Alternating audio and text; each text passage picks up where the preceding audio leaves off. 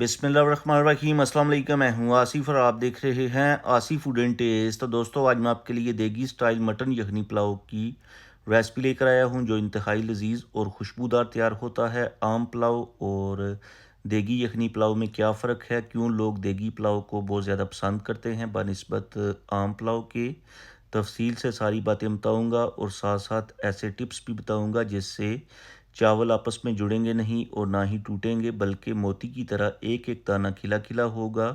Video and तक देखिएगा, skip ना कीजिएगा, ताकि आपको रेसिपी की मुकम्मल समझ आ जाए। तो आइए शुरू करते हैं।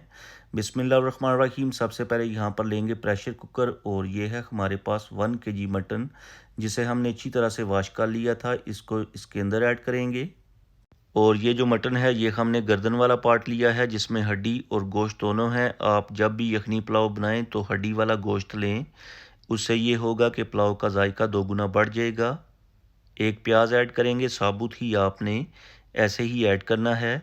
6 से 7 जवे लहसुन के ऐड करेंगे और 1 इंच का टुकड़ा जिंजर का। इसके बाद कुछ खड़े मसाले ऐड करेंगे। खड़े मसालों में हमारे पास है 3 बड़ी इलायची, 3 छोटी इलायची, 6 से 7 लौंग, 1 बादियान का फूल, 1 दालचीनी का टुकड़ा, 3 तेज़पात, 1 टीस्पून साबुत काली मिर्च, 1 टेबलस्पून खुश्क धनिया, 1 टेबलस्पून ज़ीरा और 1 टेबलस्पून सौंफ। नमक ऐड करेंगे 1 टेबलस्पून। पानी ऐड करेंगे, चूँकि हमारे पास चावल हैं हाफ़ kg, जो कि 2 गिलास बनते हैं, तो इसमें हम ऐड करेंगे 4 गिलास पानी। और ये जो 4 गिलास हमने पानी ऐड किया है, इसी पानी में ही हम गोश्त को टेंडर करेंगे और इसी से ही यखनी तैयार करेंगे। तो ऊपर से कवर करके 18 से 20 मिनट तक मटन को प्रेशर पे लगाएंगे। अगर आपके पास बीफ है तो उसके लिए 22 से 25 मिनट आप प्रेशर पे लगा लीजिएगा। 20 मिनट के बाद जब प्रेशर कुकर ठंडा हो जाएगा तो ओपन करके यहाँ पर आप चेक कर लीजिएगा कि मटन टेंडर हुआ है या इसमें थोड़ी बहुत कसर है। इन केस मटन टेंडर नहीं होता तो आप दोबारा से 5 से 7 मिनट के लिए प्रेशर पे लगा के मटन को टेंडर कर लीजिएगा, क्योंकि कुछ जानवर का गोश्त जल्दी टेंडर हो जाता है और कुछ का लेट से टेंडर होता है। तो यहाँ पर ये देखें, माशाल्लाह मटन जो है अच्छे से टेंडर हो चुका है। अब इस मटन को यखनी में से निकाल के सेपरेट कर लेंगे और यखनी को छन्नी की मदद से छान के जो इसमें खड़े मसाले हैं वो भी बाहर निकाल लेंगे और यखनी को आगे जाके रेसिपी के अंदर यूज़ करेंगे। तो चलते हैं नेक्स्ट स्टेप की तरफ। तो नेक्स्ट स्टेप में पैन में ऐड करेंगे 1/4 कप कुकिंग ऑयल। ऑयल को गर्म कर लेंगे। जैसे ही ऑयल गर्म होगा तो इसमें हम ऐड करेंगे 2 मीडियम साइज़ बारीक कटे हुए प्याज, जिनको हम हाफ़ ब्राउन होने तक फ्राई करेंगे। तो यहाँ पर तकरीबन हमें 5 से 6 मिनट लगे हैं और प्याज जो हैं हाफ़ ब्राउन हो चुके हैं। अब इनमें से हम थोड़े से गार्निशिंग के लिए निकाल लेंगे। और ये है हमारे पास 1 टेबलस्पून खड़े मसाले, जिसमें छोटी इलायची, बड़ी इलायची, दालचीनी का टुकड़ा, ज़ीरा और कुछ काली मिर्च के दाने हैं, ये ऐड करके साथ ही हम इसमें ऐड करेंगे थोड़ा सा पानी और ऊपर से कवर करके 2 मिनट के लिए ऐसे ही छोड़ देंगे, ताकि खड़े मसाले जो हैं इनकी खुशबू अच्छे से एक्टिवेट हो जाए और प्याज जो हैं वो भी अपना प्यारा सा कलर छोड़ दें। 2 मिनट के बाद कवर उठा के इसमें हम ऐड करेंगे ग्रेट किया हुआ जिंजर गार्लिक 1 टेबलस्पून। इसको भी हम 2 से 3 मिनट तक मीडियम टू हाई फ्लेम के ऊपर कुक करेंगे, ताकि इसका कच्चापन और स्मेल दूर हो जाए। और जब जिंजर गार्लिक की बुनाई कंप्लीट हो जाएगी तो इसमें हम ऐड करेंगे 2 टमाटर कटे हुए।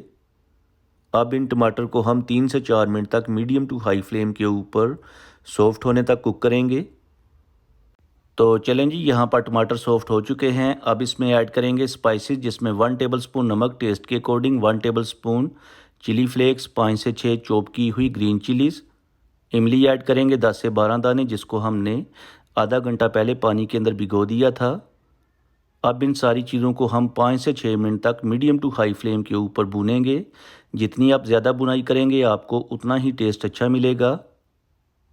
5 से 6 मिनट तक बुनाई कंप्लीट करने के बाद इसमें हम ऐड करेंगे मटन, जो हमने बॉईल करके रखा था। अब इस मटन की भी हम 3 से 4 मिनट तक मीडियम टू हाई फ्लेम के ऊपर बुनाई करेंगे।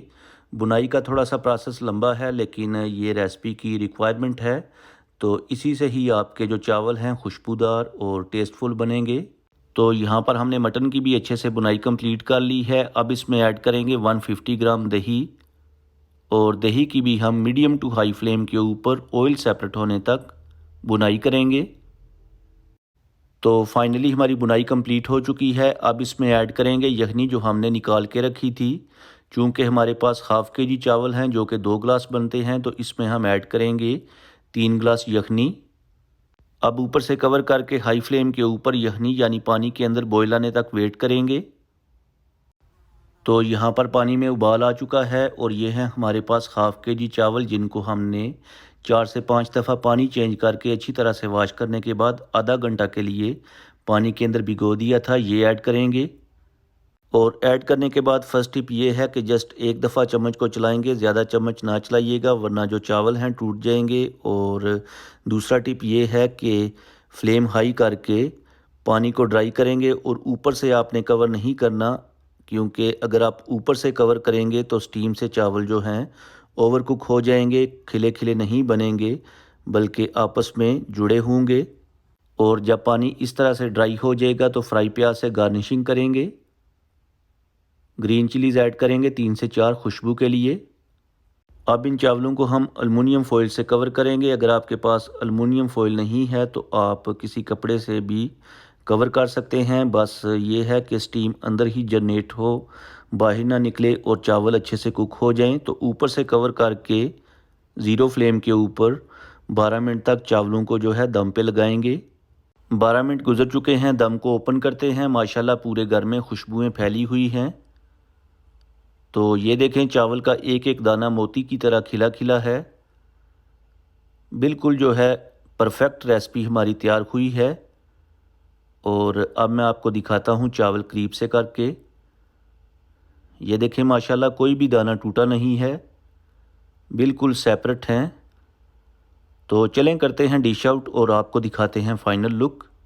आई होप कि आपको आज की रेसिपी पसंद आई होगी। आप भी इस रेसिपी को ज़रूर ट्राई करें, अपनी फैमिली और फ्रेंड के साथ एंजॉय करें। घर में दावत और मेहमान आने हों तो आप इस पुलाव को बनाएं, इंशाल्लाह सब घर वाले और मेहमान आपकी तारीफ़ करेंगे। और अगर आप मेरी रेसिपी को एज़ इट इज़ फॉलो करके बनाएंगे तो चावल का एक एक दाना मोती की तरह खिला खिला होगा। और अगर आपने आज कुछ भी अच्छा सीखा है तो वीडियो को लाइक और शेयर कर दें। चैनल पे नए हैं तो प्लीज़ चैनल को सब्सक्राइब कर लें और प्यारा सा खूबसूरत सा दिल से कमेंट करके बताएं कि आपको मेरी आज की रेसिपी कैसी लगी है। अब मैं आपसे ज़्यादा चाहूँगा अगली वीडियो तक दुआओं में याद रखिएगा। अल्लाह हाफिज़।